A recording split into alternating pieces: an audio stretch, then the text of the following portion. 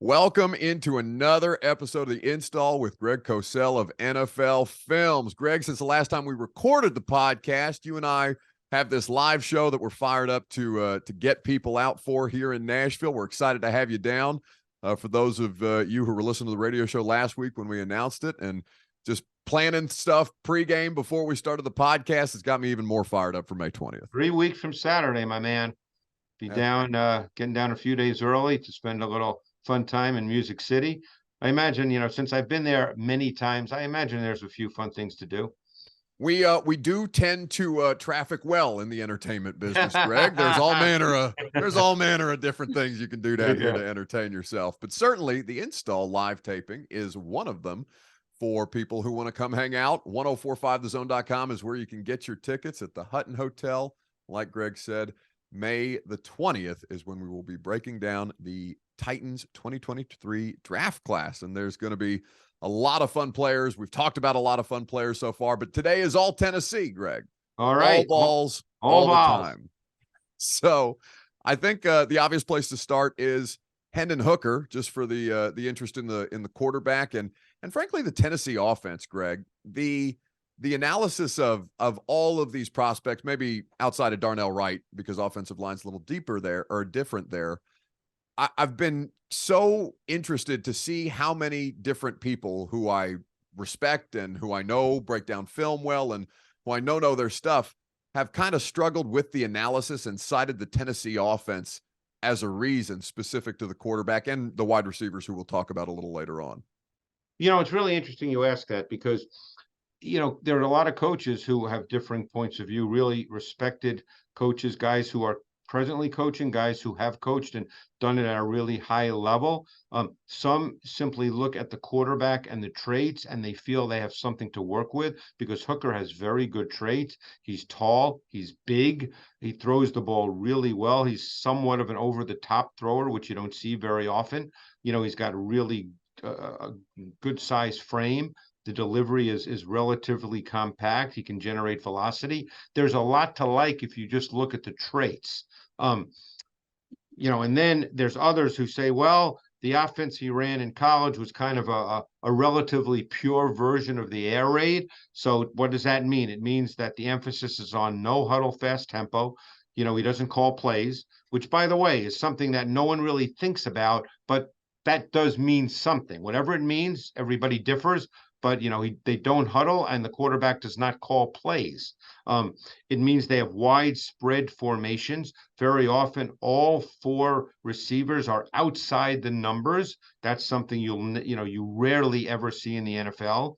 And obviously, the field is different in college football because of the hash mark. So the wide side of the field is really wide and very difficult to defend. And then you have something which is becoming more and more part of the NFL game as well, simply because college quarterbacks do this. And that's something called pure progression reads. And what that simply means, it's not a complicated concept. It simply means that every play has a primary, a secondary, and a third read. And as you take the snap, you look to your primary. He's either open or he's not open. If he's not open, it doesn't matter why. The defense is not relevant, Buck. You don't even need to know what the defense is or understand the defense. You just know that when you look to your number one, he's either open or he's not open. If he's not open, you look to your number two. If he's open, you throw it. If he's not open, you look to your number three. Again, it doesn't matter why they're not open, so they are not taught defense. The air raid does not teach quarterbacks defense at all. So, the question is, I think most coaches that I've spoken to over the years would say, in the NFL, you've got to understand defense. Yeah. So, one would say it sounds silly in some ways, but I'm not. But again, I'm not trying to be sarcastic or funny. It's the point of the air raid. One of the main points is that you don't really need to understand defense. It's simple. That's pure progression. It's one, he's open, you throw it. Two, he's not open, you don't throw it. You go to two, open, you throw it. Not open, you go to three. But at some point in the NFL, you have to be able, before the snap of the ball, to understand, here's where I'm looking at, here's what I see. Okay, what I see is going to help me determine where I want to throw the ball, because you know what? Maybe what I see is going to tell me before the snap that one ain't going to be open. So why even bother? You Yeah. know, then you can do things quicker. And in the NFL, it's all about speed of processing, or the term that I like to use is elimination and isolation. Speed of eliminating what's not there and isolating where to go within the timing and structure of the play.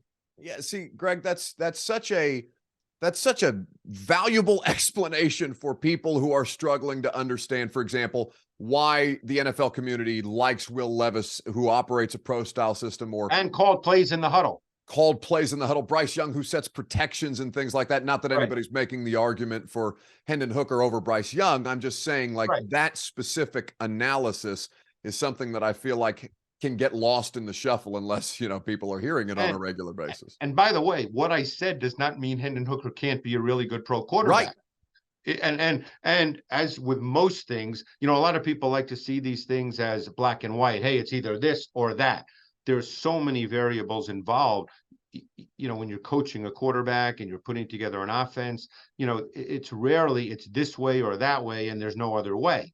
So I'm not suggesting one way or the other that Hooker is can't be a good quarterback because he was in a relatively pure air raid system, or that he can't learn what needs to be learned, because everything I've heard about Hendon Hooker is that he's a really smart kid. Maybe he learns it. And by the way, I'm sure based on his advisors and everybody he's working with now as he's leading up to the draft and to whoever drafts him, is he's working on those kinds of things. So but it's a process. It won't happen overnight.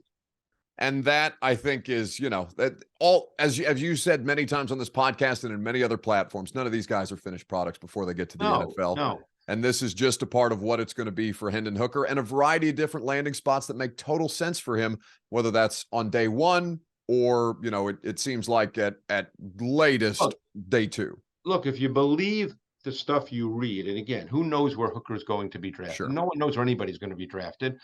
Sometimes I joke and I say all these things now are just mock guesses. They're not mock drafts, they're mock guesses. Now, obviously, a lot of these guys, I don't do this as I don't worry about where I think guys might be drafted. So if I talk to coaches, I'm not concerned about that. I just like the process of evaluating players and trying to learn. But you see Hooker to the Vikings at 23. Now he may not even get to 23, or who knows. But that would probably be a really nice landing spot because they still have Kirk Cousins. Kevin O'Connell is the head coach there, comes from a background of Shanahan and McVay, which is two high-level offensive minds in this game. So someone like Hendon Hooker, who's really smart, would then be learning offense and the pass game from Kevin O'Connell, who has been taught by two of the absolute best. Yeah. No, it's he's going to be an interesting one to watch and see how that plays out, and whether, whichever NFL coaching staff incorporates some of the concepts that made him comfortable in college as he learns the proper way to play the position at the NFL level, learns defenses, and continues to progress in his NFL career. The wide receivers, Greg, coming out of the University of Tennessee, obviously hugely productive. We know the situation for Cedric Tillman in 2022, but the 2021 tape, as I know you've seen, particularly against Georgia and Alabama, the guy is a legitimate force to be reckoned with. And honestly, a dude that, had he not had the injuries in 2022, I could very easily see as one of the more discussed prospects in this draft, though we know coaches understand the productivity that's there. The kind of routes that they're asked to run, though, in the Tennessee offense, Greg, I think is where people struggle more. You get a more variety from Tillman.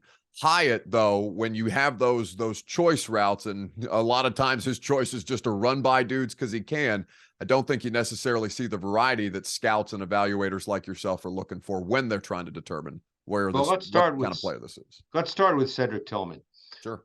I watched him last summer. Okay. Because in the summer, I normally look at, I look to see who's going to, come out the next year, and I knew Tillman had to come out the next year. So I looked at him last summer. I loved him. I mean, I came away watching his 2021 tape, Buck, thinking this guy is an NFL wide receiver. He's got size, he's got stride length, he's got physicality, he's competitiveness. He's competitive. He played big. He played fast. He played powerful. Don't forget he's 6'3" and 3/8 and 213. So when you run a 4.54, which he was probably disappointed with, there's no problem with that when you're 6'3" and 3/8 and 213. That's really good. And by the way, his 10-yard split was very good. And his other measurables, his athletic testing measurables, were very good. I mean, I think this guy can be a boundary X in the NFL. And for people who don't know what that is, that means he's the single receiver to the short side of the field. Very often, there's then 3 wide receivers to the other side, to the wide side. So very often, the boundary X gets man-to-man coverage, single coverage. And he can win versus single coverage in multiple ways. So this year was a little bit of a lost year. He was injured most of the season, could not play to the same level, but there is absolutely no question in my mind, and I agree with you 1,000%. If he was able to be fully healthy, I think we'd be talking about him as a first-round player. And again, who knows where he gets drafted? We Right. don't know that, but I think he's a high-level prospect.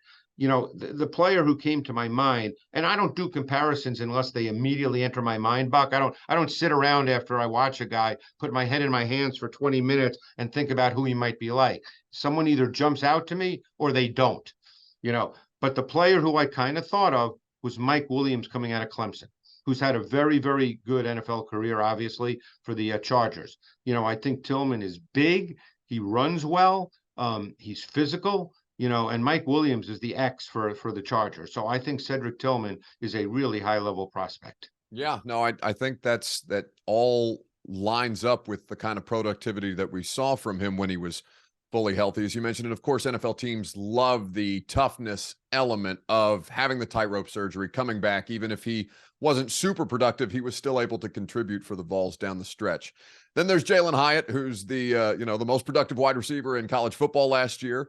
The offense for Tennessee, we know what advantages it has, and we know how, Greg, it's so interesting to see the kind of stacking they do with Jalen Hyatt, or Oh how yeah, often they yeah. move him around. That man Yeah. doesn't ever see press. No, and that's one question you have, because he will not be a boundary X, but so very often, if he's a Z and a movement receiver, because the receivers who line up off the ball, that can be your Z or that can be your slot. They can line up off the ball, and it's harder to press them. Plus, that allows them to move. They're allowed to go in motion.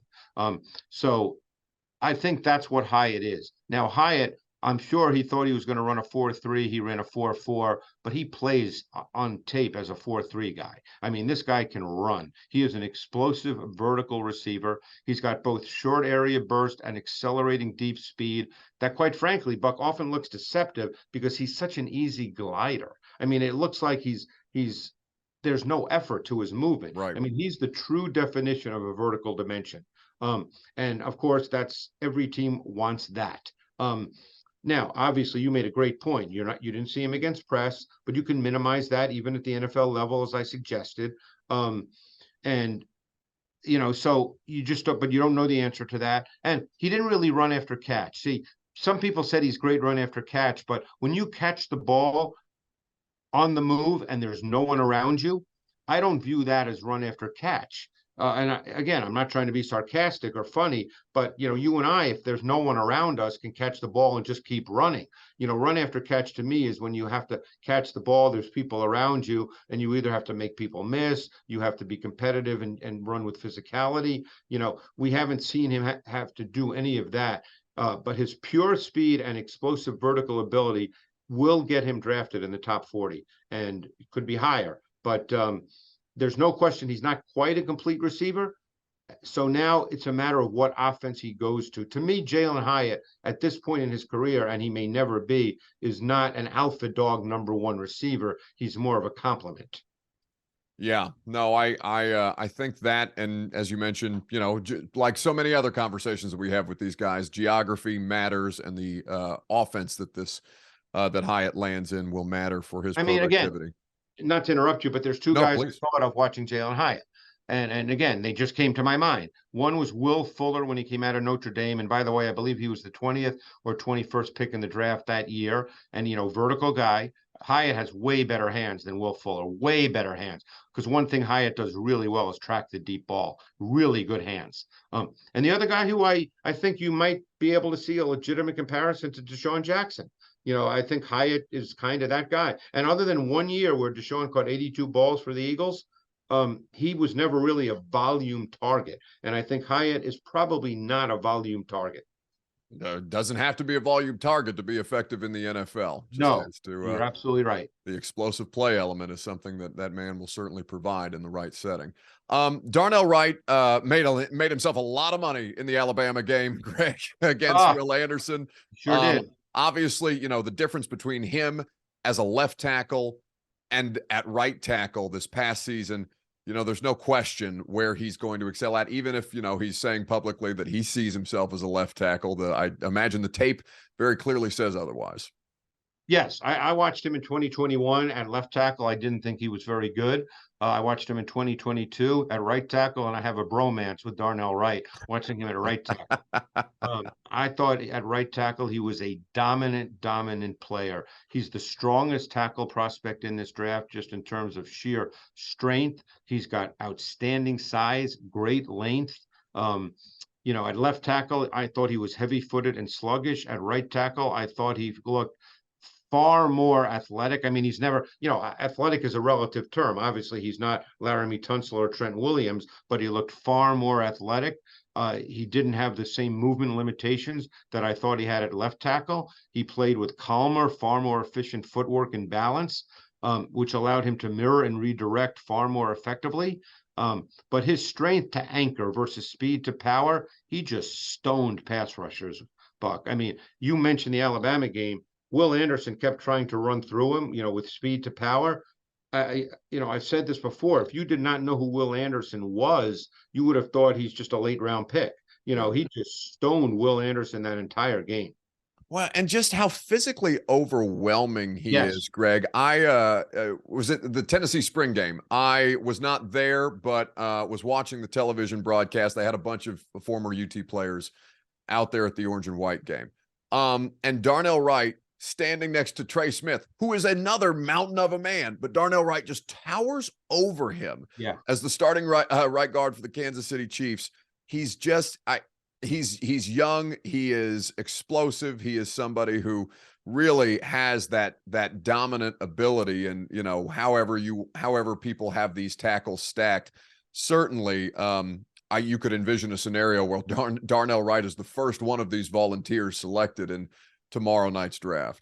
Yeah, I really like him as a player. And for whatever it's worth, I mean, his 40 time was 5.01. Think about that for a guy 6'5" and an 8 moving and about 335 pounds. It's crazy. Yep. One more that we know is a draftable prospect, though there will be other Vols players in this draft, whether those guys make it as draftable players or undrafted guys and tryouts and so on. Byron Young, the edge rusher, though, Greg, a pretty interesting trajectory as a college player, but ultimately lands at Tennessee. I wondered what you saw when you watched him on tape, because watching him at the Senior Bowl, after watching him all season and seeing him getting NFL coaching and kind of taking some of the coaching that at least adjusting the technique in ways that you could tell was new to him, but trying to implement different things. I think there's a lot that maybe he leaves to be desired as against the run. But I think this is somebody who is a third round pick or potentially a fourth round pick could find ways to be productive for an NFL franchise. Yeah, the big issue with him is how teams feel about the fact that he's 25 years old. Mm-hmm. Because if you draft him, you want to be in a situation where you feel he can contribute. Now, contribute's a relative term, Buck. That could be 18 snaps a game, and he could be a major contributor. But the point, let's just look at the player. Another guy I really liked on tape. This guy is a higher level athlete. He's got twitch. He's got suddenness to his movement. He's loose hipped. I mean, he's explosive off the ball as a pass rusher. He's got elite get off. I mean, this guy was fun to watch. He instantly challenged offensive tackles. I think as a pass rusher, you have to be able to challenge the high side, meaning the outside shoulder of the offensive tackle. If you can't do that, then it's really hard to be a quality NFL pass rusher. And Young can do that. And when I say that, I don't mean that every pass rush you're just trying to beat a guy to the outside, but you have to have that thought in the offensive tackle's mind that, you know what, I can't get beat off the edge. Just can't, because then I'm in deep trouble. Yeah. At least if I make a guy go inside, maybe my guard is there and he runs into, obviously you'd rather push a guy to where there's bodies as opposed to where there's no one. So, he can challenge the high side instantaneously.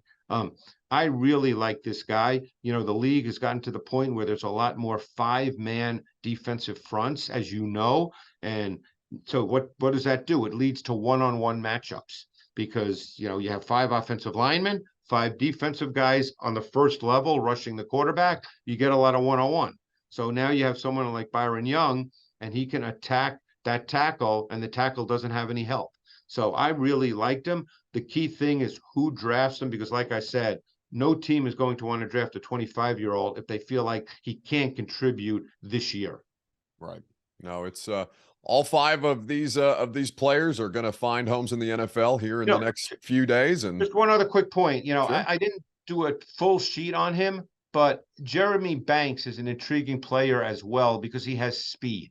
And again, I don't think he's likely a day 3 guy, if he's drafted. But I mean, it's a game of linebacker speed now in the minds of many, and he can move. And it was 2 years ago that he had a really, really good season, and it looked like he'd be, a high level player. And I don't know what happened this year. I mean, I never know that, there's all kinds of reasons why things happen that we don't know about because we're not there.